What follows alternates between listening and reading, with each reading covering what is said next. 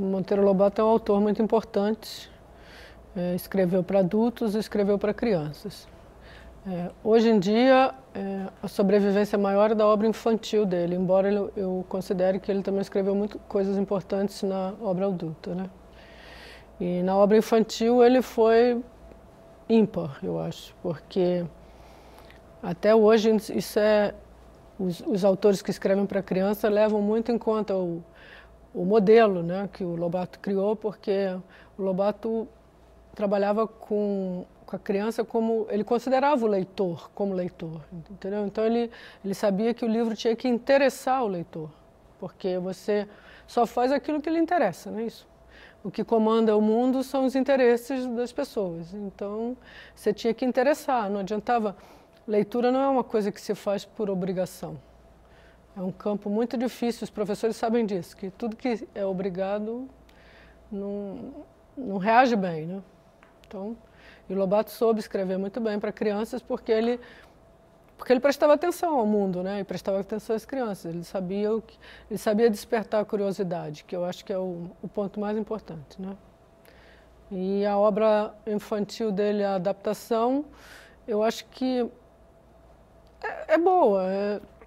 Cada tempo adapta de acordo com o seu próprio tempo, né? Então vamos sofrendo modificações. Nenhuma obra literária nem de coisa fica parada no tempo, né? A gente pensa que ficou, mas não fica de verdade. Elas são sempre adaptadas, elas têm sempre muda um pouco a linguagem, muda isso, muda aquilo, muda o que, né? Por causa dos interesses que vão mudando, por causa as sociedades vão mudando e as coisas também vão. Então vai sendo adaptado à medida do possível, né? Do que é o padrão daquele momento que está adaptando, certo? A questão do espaço que se dá para as coisas depende das próprias sociedades, né? Então, por exemplo, eu acho que está se dando mais importância a coisas de fora porque a dominância cultural vem de fora hoje. E não é invenção do Brasil e nem é depreciação do Brasil só, porque também na China tem interferência, também na África tem interferências, também, sei lá, entendeu? Quando eu falei África, claro que não estou falando um país porque é um continente, mas são muitos países e também sofrem. Então, sempre existiu, dentro do âmbito das sociedades humanas, existem hierarquias fortes, né, de dominância. E aí a dominância sempre acaba... Não é à toa que ela é dominância, ela domina, certo? Então, hoje é o inglês, hoje são algumas lendas e algumas coisas da cultura ocidental, mas nem é americano, o Halloween não é americano, a origem dele não é de lá. Então, também já foi para lá, né? Quer dizer, isso acontece o tempo todo no mundo, aqui e em todos os lugares, né? E acho que fortalecer o local e o nacional depende do próprio local, o nacional se sentir forte ou querer se fortalecer. Você não pode impor, né? Quer dizer, eu acho que a TV, ela reflete um pouco a própria sociedade, se ela está se dando importância ou não está. Se ela estiver voltada para dentro dela e se dando importância, as coisas vão crescer, os valores dela vão subir e ela vai buscar o local para se afirmar. Se ela não estiver nesse movimento, não adianta, não é a TV que vai mudar, nem é o autor que vai escrever, porque ele vai passar ao largo, porque o interesse não é esse. Então, não sei como mudar isso, entendeu? Acho que são coisas que trabalham, faz parte do... Então, hoje o inglês é a língua dominante, mas já foi o latim, certo? Que hoje é uma língua morta. Então, o inglês vai morrer também alguma hora. Não sei se vai ser o espanhol, quem vai... Não, outras coisas vão acontecendo. Entendeu? Tem uma campanha que está acontecendo agora no rádio, pelo menos no rádio eu já ouvi, não sei se na TV também, que fala uma coisa que eu particularmente acho interessante, que fala que para os adultos lerem para as crianças, sabe? Que o ato de ler para uma criança pequena, que é uma coisa que cria laços entre as pessoas, o leitor e o ouvinte, entre o que está sendo lido e o ouvinte e o leitor, sabe? Então você fortalece os assuntos, os temas, os livros e fortalece as relações. E que isso estimula e cria hábitos. Eu julgo que a leitura é quase um vírus mesmo, um hábito mesmo, que você pega muito pequeno. O Lobato sabia disso. Sabia bastante, tanto que ele foi escrever para criança. Ele não era, ele já escrevia para adulto. Ele foi se preparar, ele foi atrás, porque ele achava que você, uma vez leitor, você é leitor para toda a vida. E você vai embora, e aquilo vai se... E aí você vai se cada vez mais sofisticando a sua própria leitura, porque o processo do conhecimento é um processo infinito. Você nunca conhece nada de forma definitiva, porque tudo está sempre em mutação, tudo está evoluindo e o pensamento também. Então, é quase infinito, realmente infinito. E esses processos infinitos, eles têm que começar. Depois que começa, ele continua, ele quase que é impossível de parar, né? É a lei da inércia da física, né? Você entrou em movimento, o movimento vai, até que uma força em contrária se oponha, mas senão ele vai. E o leitor é isso, você tem que, normalmente, o leitor se forma novo, muito novo. Às vezes, tem casos de leitores que se formam já adultos, ou por histórias de vida, até gente que é alfabetizado mais tarde, que aí descobre o mundo da leitura e descobre um universo que ele jamais pensou que existiria, né? Mas eu acho que o mundo da leitura é muito interessante porque ele é um mundo que te joga para fora, te conta do resto, mas te joga para dentro, porque você trabalha muito com a sua imaginação, com você mesmo, com os seus conteúdos internos, porque há um diálogo o tempo todo, né? Então, isso faz você crescer. Isso faz você manter aquele movimento e evoluir. E aí estimula a troca em todo o entorno seu, que eu acho que é o mais importante na vida, entendeu? Que a vida o tempo inteiro é isso, é esse movimento, é essa troca, e assim vai, entendeu? Muitas coisas têm impacto nisso, né? As mídias e coisas. Hoje a gente tem uma sociedade de massa, são coisas enormes e os valores e as crenças e os princípios, né, os paradigmas, são todos são planetários agora, né? Eu acho que a gente até está falando, por exemplo, quando fala de mitos e de histórias locais ou regionais, de formação de nações, hoje a gente já está indo no movimento além nação, eu acho. Hoje já é difícil você pensar em fronteiras nacionais, porque as coisas estão indo além, entendeu? Daqui a pouco vai ter fronteiras planetárias, entendeu? Vão ter planetas com... Eu não sei para onde mas, de qualquer maneira, o local sempre tem que... Eu acho que existe sempre um movimento, e vai sempre existir entre esse geral e esse grandão e o pequeno e o local, sabe? Sempre há um movimento. E...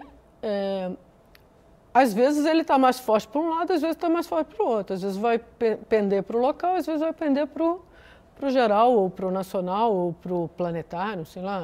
Mas existem sempre são as tensões. Isso faz parte da vida mesmo, entendeu? No momento a tensão está mais para um lado, às vezes está mais para o outro. É um pouco de... né? A filosofia mostra isso, a dialética, o movimento. Sempre tem esse jogo, né? Faz parte. Não? Agora, às vezes ele está mais para um lado, às vezes está mais para o outro. Eu acho que isso tem a ver com um monte de coisa, e até também amor próprio e interesses, né, dos grupos, o que eles estão buscando e querendo. A televisão é uma mídia, é uma das mídias do mundo de hoje, né? Por enquanto ela ainda tem bastante importância, embora eu ache que ela também vai perder, porque estão chegando outras mídias que estão atuando forte, né? Há uma briga e sempre vai haver, mas ela é quase como o filho único, que ele de um lado, ele é tirano, porque ele é único, ele está no centro das atenções, mas ele também é escravo, porque ele domina. Então, eu acho que a televisão também, ela, até certo ponto, ela ajuda e conduz numa determinada direção, mas ela conduz nessa direção porque essa direção já está dada previamente e se ela não for por ali, ela também não sobrevive muito. Então, eu não sei te dizer até que ponto é uma coisa ou é outra, porque se ela for por um caminho que não interessa a ninguém, ninguém vai vê-la. Então, ela não pode também ir totalmente contra. Embora também eu acho que ela não tenha que fazer o jogo puro e simples, sem pensar e ficar naquele caminho sem acrescentar e sem raciocinar e sem colocar coisas novas, porque a mera repetição não dá um bom trabalho de TV, entendeu? Porque você repara que quase tudo que funciona em termos de cultura, ele tem uma coisa que eu diria o seguinte, tem algo que você já sabe, que você, quando vê, se reconhece, e por isso aquilo te atrai, e tem algo que você não sabe e que te acrescenta quando você vê e você cresce e por isso é bom. Então, o que o gosto aprova e gosta não é o que repete o próprio gosto totalmente, porque se ele não tiver alguma coisa de novo, ele não atrai, mas também não pode ser totalmente novo, porque senão ele não atrai e você não vai ver. Então, sempre uma combinação entre o velho e o novo, né, num formato da mídia que estiver sendo trabalhada, se é livro, se é uma arte, se é um cinema, cada um tem a sua linguagem, tem o seu jeito de expressão, e isso é histórico, né? O cinema de agora não é o cinema dos anos 50, do século XX, entendeu? E assim vai. Tudo na vida é histórico, porque depende do contexto, mas sempre também, se você ficar só repetindo, que nem não vai, ninguém quer te ouvir. Então você tem que, sabe, há sempre uma mistura entre o novo e o velho, que é isso que atrai e que faz caminhar a cultura. Entendeu? A minha tese de doutorado, eu trabalhei com 2 autores paulistas, Mário de Andrade, criador do personagem Macunaíma, e Monteiro Lobato, que criou o Jaca Tatu. Né? Os 2 personagens seriam personagens fictícios, são tipos criados, né? Mas que o objetivo e a ligação deles seria o típico brasileiro. Qual era a marca, né, de nós enquanto povo? Qual era o nosso comportamento, qual era a nossa característica de pessoa, de nação, de coisa. E essa era uma discussão da época, porque era uma discussão que estava acontecendo logo depois da Primeira Guerra, onde uma série de coisas rolaram e que levantaram várias questões importantes, que era a questão das nações, porque a guerra era uma guerra entre nações, isso dá um espaço novo aos nacionalismos e as discussões filosóficas em torno disso. E, evidentemente, que a arte também e a cultura essas questões se colocam para esses campos também. E os 2 autores vão trabalhar com isso exatamente pensando quem somos nós, quem éramos nós brasileiros. Uma nação que tinha sido colonizada por Portugal, que tinha sido escravista, que tinha sido depois um império português, porque com a vinda da família real, e que tinha feito o movimento republicano e estava em um processo de evolução, de desenvolvimento, né? São Paulo crescendo, aquela coisa toda, e 2 autores que vão discutir isso. Né? Que momento é esse, que país é esse, que gente é essa, qual é a nossa marca, quem somos nós. E os 2 tipos, o Jaca Tatu e o Macunaíma, são exatamente a síntese e o debate em torno dessas questões.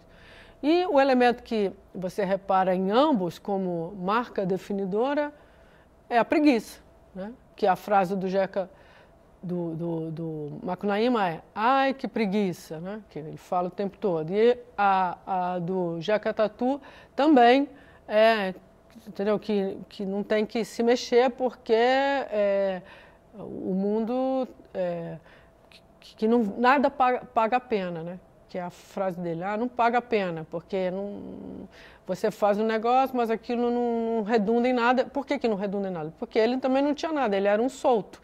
Ele não tinha ligação com nada, ele não tinha uma propriedade, ele não tinha uma evolução. Era um homem fora do sistema total. Então, nada paga a pena. Os 2 estão trabalhando, a vertente principal do elemento humano ali é a preguiça. Né?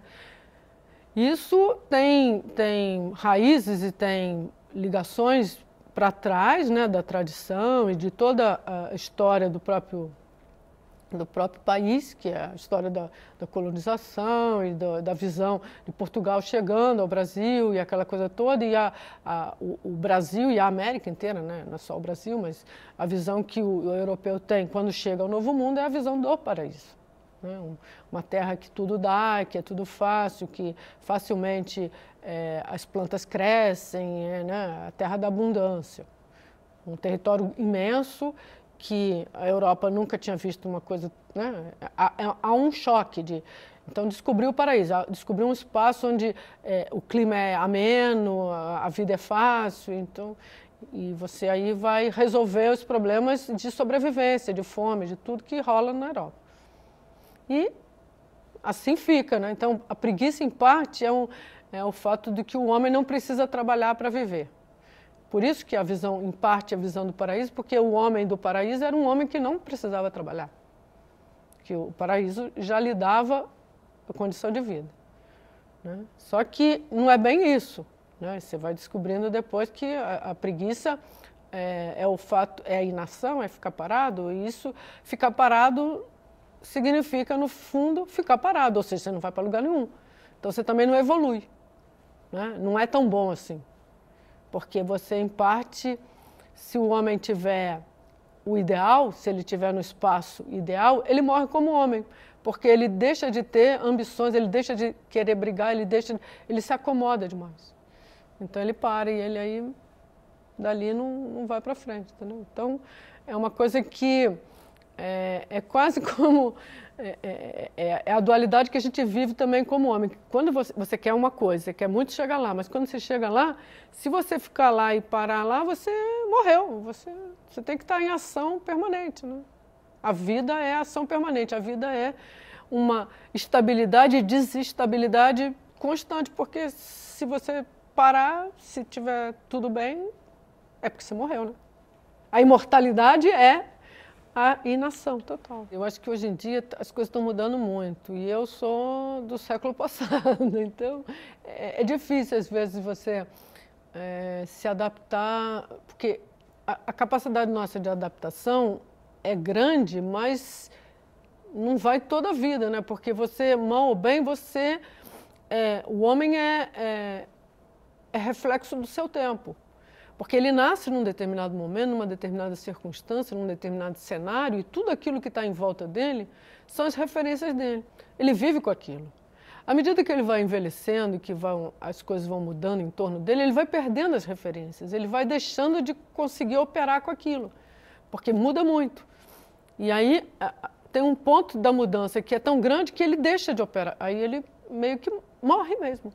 Morre criativamente ou filosoficamente, ele sai, ele não dá mais, não é só uma morte biológica, é uma morte também mental, sei lá, eu não sei, cultural até. Né? Porque a capacidade nossa de adaptação é grande, mas não é, entendeu? Porque você está marcado pelas suas referências. E o mundo hoje está mudando muito. As referências estão o tempo todo caindo e criando novas, caindo e criando novas. Isso, de um lado, é muito bom, porque dá uma criatividade muito grande, mas também dá uma morte muito grande. Eu não sei, é difícil, às vezes, trabalhar com isso. Por exemplo, uma outra questão que é bem discutida hoje em dia, a questão da diversidade. Nunca fomos tantos no mundo, nunca fomos tão diversos e se reconhecendo diversidades, mas ao mesmo tempo a força toda e o poder da cultura está sempre caminhando para a criação de um modelo único. Tanto que por isso que você acaba importando mitos e crenças e coisas que vêm do movimento geral da cultura ocidental, universal. E o mais forte entra e dominando, entendeu? Antigamente, por exemplo, no tempo do Lobato e do Mário de Andrade, que é onde você está discutindo nacionalidade, está discutindo tipo, você está discutindo nações e brigas de nações. Hoje você já está além disso. A questão já não está, eu acho que já não está mais nacional. Vai deixar de ser cada vez mais, porque, sei lá, o volume das coisas está em outra escala. Entendeu? E daqui a pouco, eu suponho até que a escala vai virar planetária. entendeu? Já não tem mais, as fronteiras estão se aproximando de um lado e de outro lado, com isso você perde a diversidade, porque, por exemplo, um exemplo às vezes na área da culinária você vê isso, os padrões de comida que se gostava. Antigamente cada lugar vivia um tipo de comida diferente porque ele nem sabia que existiam outros, porque ele não tinha contato. Hoje você tem contato, então você começa a misturar, né? O de fora entra no de dentro e vai, às vezes substitui, simplesmente o de dentro some, às vezes compõe. Mas vão, de qualquer maneira, o antigo vai morrendo e vai nascendo um novo, que é a mistura desses todos. E a tendência, daqui a pouco, é juntar tudo numa coisa só. E você perde aqueles... Então, eu não sei, a gente sempre está nesse movimento, entendeu? De diversidade e de unidade. E essa é a ambiguidade, né? Cada um é um, nós somos diferentes, mas somos todos iguais, somos homens.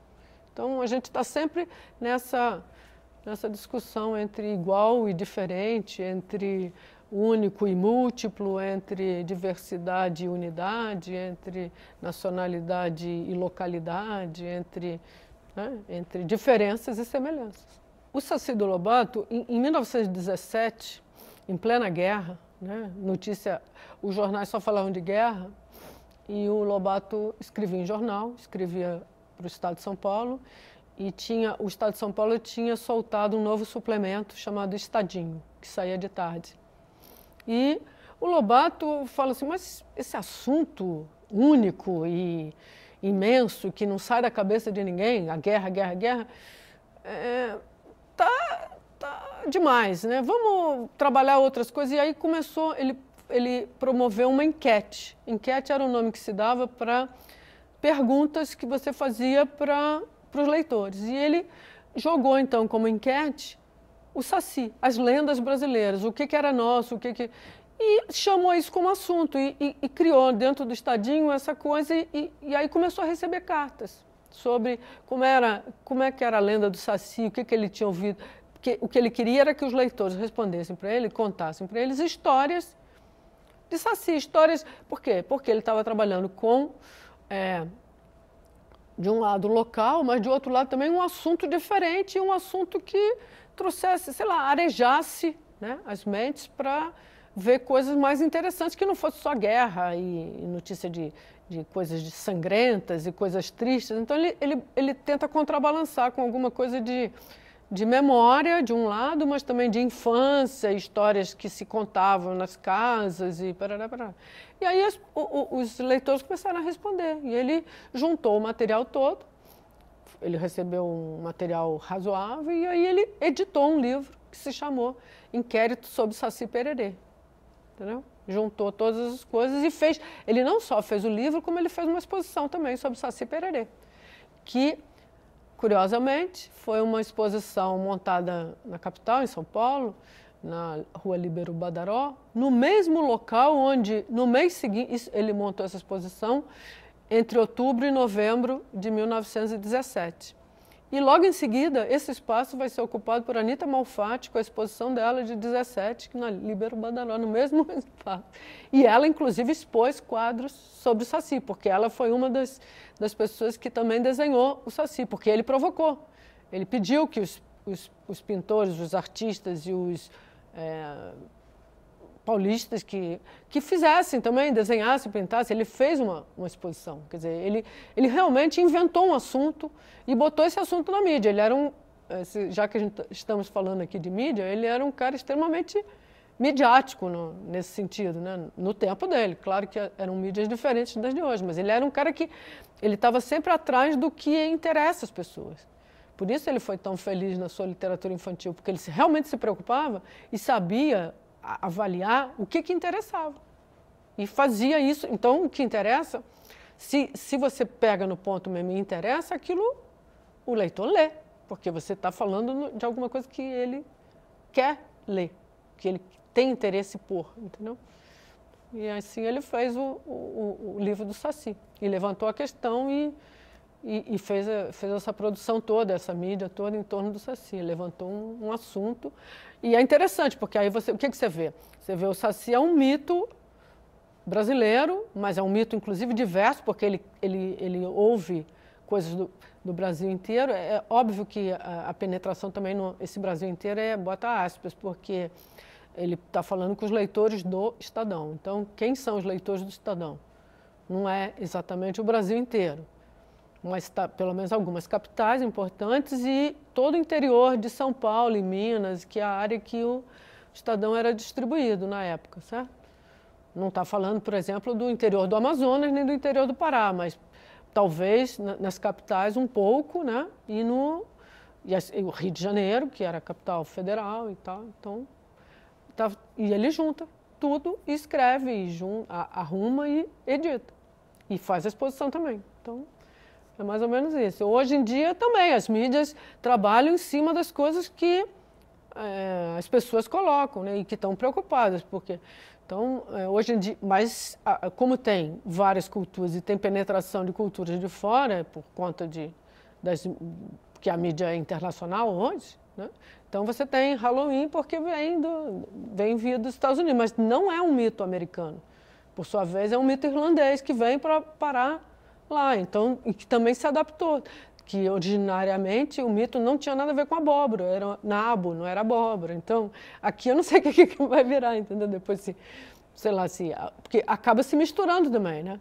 Quando você importa alguma coisa, você importa, mas você sempre acrescenta alguma coisa, sempre tem uma mexidinha para adaptar o gosto local, né? Então, é mais ou menos isso.